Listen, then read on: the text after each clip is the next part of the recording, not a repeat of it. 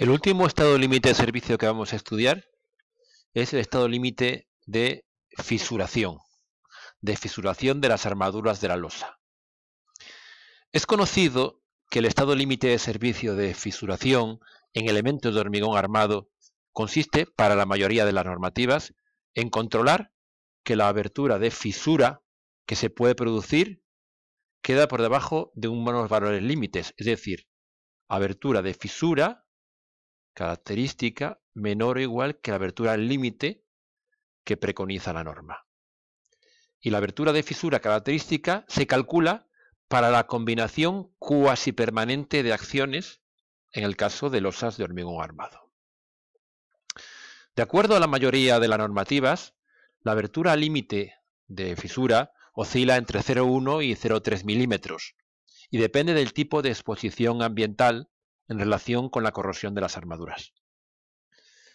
Así, por ejemplo, y si nos referimos expresamente a losas de hormigón armado de puentes mixtos, la norma HE, particularizando, establecería dos tipos de aberturas límites, 0,3 y 0,2 milímetros. 0,3 para clases de exposición 2A y 2B, que corresponde a tableros en zonas en ausencia de cloruro, es decir, alejados del mar, y tableros impermeabilizados en zonas de deshielo. Y 0,2 milímetros, más restrictivo, únicamente en clases de exposición 3A y 4, es decir, tableros situados en las proximidades de la costa y a una distancia menor de 5 kilómetros de aquella, o tableros no impermeabilizados en zonas de deshielo. Lo que no existe, ¿por qué? Porque en todos los proyectos se han de impermeabilizar los tableros. Es decir, que en las losas de hormigón armado de los puentes mixtos, generalmente consideramos una abertura límite de 0,3 milímetros, salvo en aquellos casos particulares destacados en la tabla anterior, que se limitan en la práctica a tableros de puentes situados a menos de 5 kilómetros de la costa. Por otro lado, hay que recordar la importancia que son los recubrimientos de las armaduras y que deben ser coherentes con las condiciones ambientales, el tipo de cemento, etcétera, que marca la norma HE. El control de la fisuración debe aplicarse tanto a las flexiones locales de la losa como a las zonas traccionadas en el tablero global mixto. Afortunadamente, y de cara a la simplificación de los cálculos, los mayores esfuerzos locales los produce la sobrecarga de uso de tráfico, que en combinación cuasi permanente no interviene. Y por lo tanto, en la mayoría de las ocasiones, únicamente será necesario considerar la fisuración debida al trabajo global mixto y se podrá despreciar la fisuración debida a las flexiones locales de la losa. Para el cálculo del ancho de la fisura, puede naturalmente utilizarse el método directo, preconizado tanto por la HE en su artículo 49.2.3 como por el código, si bien con matices diferenciadores con respecto a la norma española. Ahora bien, existen varios métodos simplificados aplicables únicamente al trabajo global mixto y que están recogidos en la RPX, en el Eurocódigo y en el código modelo, siendo este último, el código modelo, bastante diferente a los dos primeros, la RPX y el Eurocódigo, que son prácticamente idénticos. Y por eso vamos a explicar con mayor profundidad el método simplificado del Eurocódigo. Luego miraremos las diferencias que tiene el método del Eurocódigo con el de la RPX, que son prácticamente idénticos. Y por último veremos qué dice el código modelo de esta comprobación de estado límite de servicio de fisuración de la losa. Comenzamos con el método simplificado del Eurocódigo. Este método, en base a una armadura mínima a colocar, que estipula, y al ancho de fisura admisible que estipulamos nosotros, nos limita el máximo diámetro de las armaduras y la separación máxima entre ellas para losas de hormigón armado. Y los pasos que se siguen son los siguientes. Primero se obtiene esa armadura, una armadura longitudinal mínima. Esta armadura se debe colocar en todas las zonas de la losa que está traccionada en la combinación de servicio característico. Y se debe colocar esa armadura mínima A sub S. Al menos la mitad de esa armadura hay que colocarla en el borde más traccionado de la losa, es decir, en la cara superior. Bueno, la recomendación es que se coloque la mitad de A sub S en la cara superior y la otra mitad en la cara inferior. A sub S debe ser mayor o igual que 0,72 K sub C, resistencia eficaz media a tracción del hormigón, por área de la losa de hormigón entre la máxima tensión permitida en la armadura inmediatamente después de la fisuración. Es decir, FCTF es la resistencia eficaz media a tracción del hormigón con un mínimo de 3 megapascales y se puede calcular según la expresión que estoy señalando en función de la resistencia característica a compresión del hormigón. Casus es un coeficiente para considerar cómo es la ley de tensiones de la sección inmediatamente antes de la fisuración. Depende de los coeficientes HC y Z0 y no puede ser superior a 1. Y aquí vemos lo que es HC. HC es el canto de la losa de hormigón y Z0, aquí llamado Z_n, es la distancia entre el centro de gravedad de la losa y el centro de gravedad de la sección mixta homogeneizada para cargas instantáneas. Mixta eficaz, por lo tanto, homogeneizada con el ancho eficaz para cargas instantáneas. Es decir, que para el cálculo de Z_n y Z0 no se considera sección fisurada, sino la sección como si estuviese antes de fisurarse. Bien. Y sigma sub s, que es el último de las variables que intervienen en esta ecuación, sigma sub s es la máxima tensión permitida en la armadura inmediatamente después de la fisuración. Bueno, pero si lo primero que hacemos es calcular esta armadura, no sabemos cuál es sigma sub s. Bueno, pues entonces la estimamos. En primera aproximación puede tomarse como la tensión de la tabla del apartado C, que voy a señalar aquí, que es una tensión en función del diámetro de la barra que hayamos decidido colocar. Si hemos decidido colocar barras del 20, para una apertura de fisura, por ejemplo, de 0,3, pues será 200. Bien. Volvemos. No obstante, este valor puede ser necesario luego reducirlo posteriormente, lo que implica un cálculo iterativo de la armadura mínima, incrementándose su valor en cada iteración.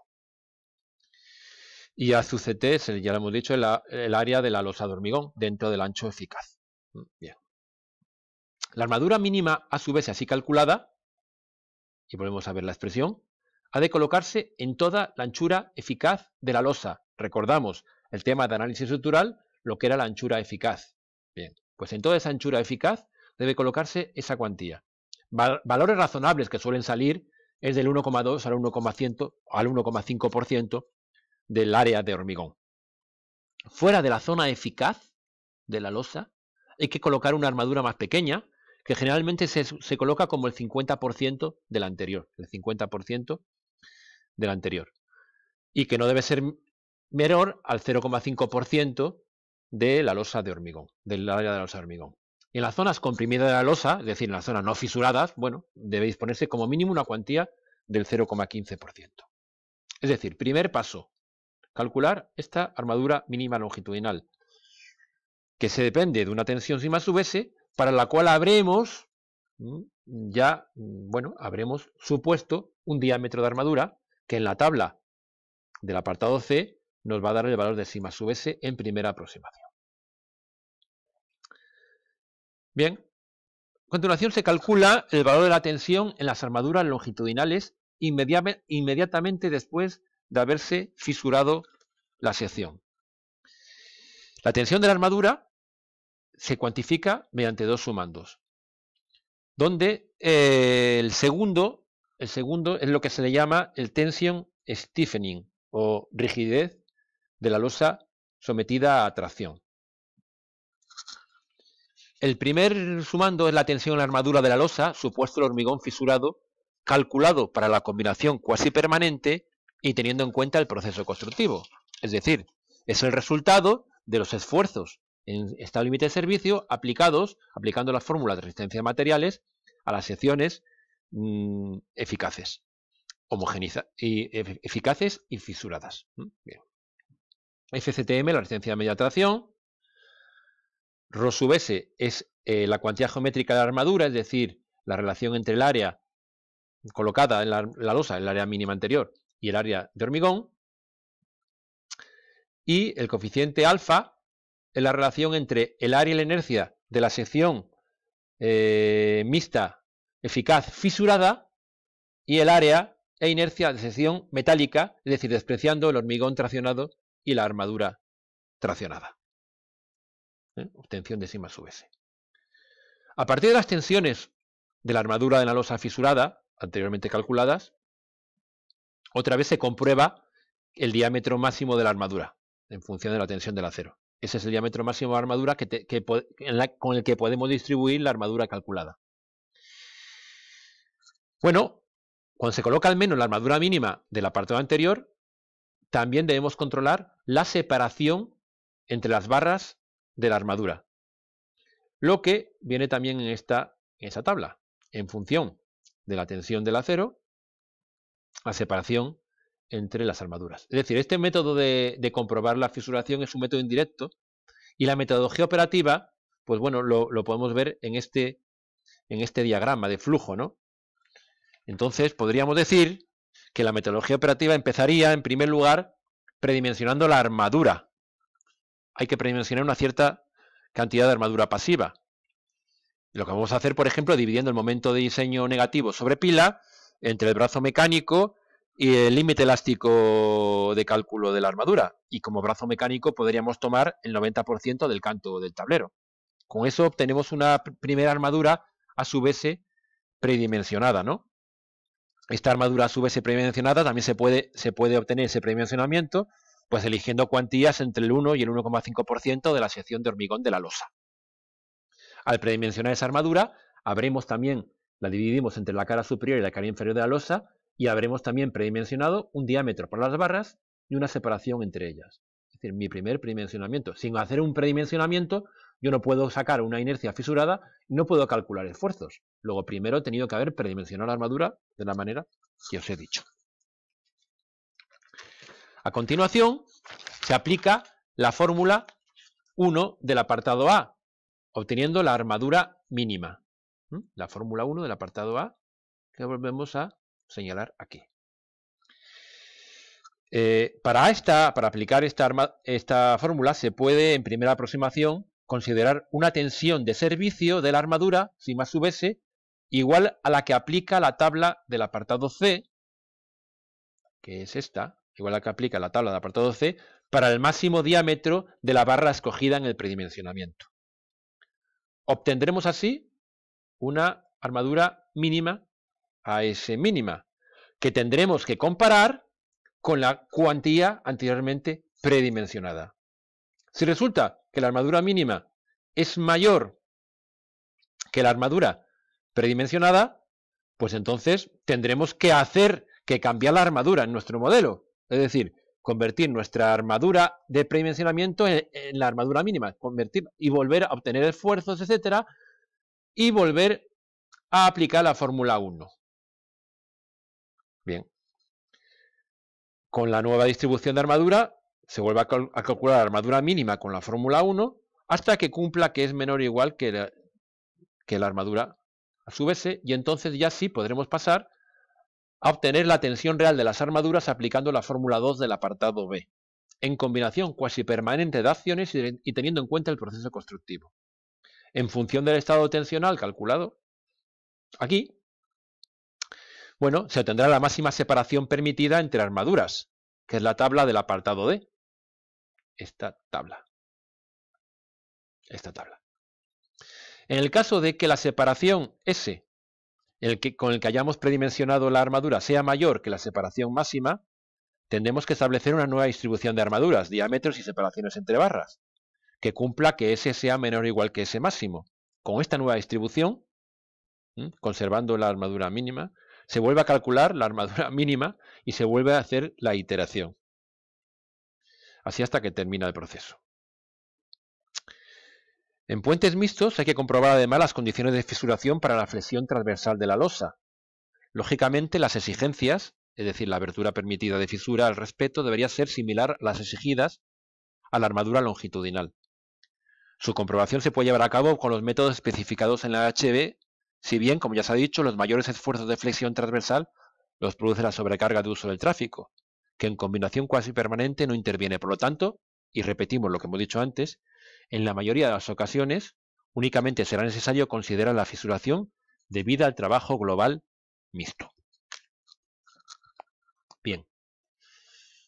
El método simplificado de la RPX no es más que una adaptación o simplificación del método del eurocódigo que acabamos de ver, donde la fórmula 1 del apartado A, que vamos a recordar cuál era, esta fórmula, se simplifica por esta otra. 0,1K sub C FCK, área de la losa hormigón entre sigma ST, donde A sub C equivale al ACT de la otra ecuación y sigma sub ST al sigma sub S de la otra ecuación. Y K sub C tiene el siguiente valor, con los mismos significados para H sub C y Z sub N. Bien, esa es la primera diferencia, una simplificación de la fórmula 1. Luego las tablas de máximo diámetro de armadura y máxima separación entre redondos, que figuran en los apartados C y D antes vistos, son ligeramente distintas. Son menos conservadoras para los de máximo diámetro y más conservadoras para la separación entre redondos. Y en teoría son de aplicación únicamente para anchos de fisura de 0,3 milímetros. Es decir, la RPX solo considera anchos de fisuras de 0,3 milímetros. Por eso hemos explicado con más profundidad el eurocódigo, porque es más generalista, nos permite abertura de fisura para 0,3 y también para 0,2 milímetros. Y por último, como otra diferencia, es que la fórmula 2 del apartado B del eurocódigo se simplifica con la fórmula que vemos en la pantalla. La fórmula 2 del apartado B era la obtención de las tensiones en la armadura entre fisuras. Bueno, pues esta fórmula se simplifica con esta otra. Simplemente. Bien. Por último, vamos a ver rápidamente el método simplificado del código modelo. En el código modelo figura una interesante formulación en la que intervienen todos los parámetros que influyen en el valor de la abertura de fisura, WK, y permite por tanto su comprobación. Es una fórmula de comprobación. Nos dice que esta es la fórmula en la que depende del área de la armadura, su diámetro, F sub CR, que es una fuerza, digamos, que fisura la losa, F sub S, que es la fuerza en la fisura transmitida por la armadura, un coeficiente beta, que es distinto para cargas de corta duración, es decir, instantáneas, y para cargas permanentes, el modo de elasticidad a cero, la apertura de fisura y la resistencia a tracción del hormigón. La fuerza F sub CR es igual al área eficaz de hormigón por la resistencia a tracción del hormigón, y el área eficaz de hormigón es el menor entre los dos valores, el que da la mitad del canto de la losa o el que da un espesor de losa igual a el recubrimiento de la armadura más la mitad del diámetro multiplicado por 2,5 y por S siendo S la separación entre las barras. Bien. Y bueno, en los apuntes tenéis un ejemplo tomado del manual de aplicación de la RPX para hacer una comprobación de la armadura de una losa utilizando esta fórmula que es bastante simple. Bueno, aquí la tenéis. Es aplicar esta fórmula simplemente. Bueno, esta fórmula del código modelo, en esta fórmula el valor de la tensión con el que hay que comparar el valor es el que se corresponde, como siempre, con la combinación cuasi permanente de acciones, tratándose de una losa como es de hormigón armado.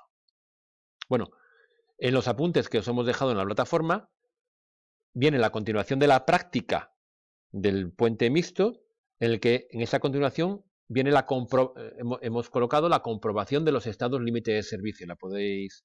La podéis consultar porque os va a aclarar lo que no se haya entendido de estas comprobaciones que hemos visto, de vibraciones, de flechas, de tensiones, de deformaciones en el alma y de fisuración. Viene un ejemplo perfectamente explicado.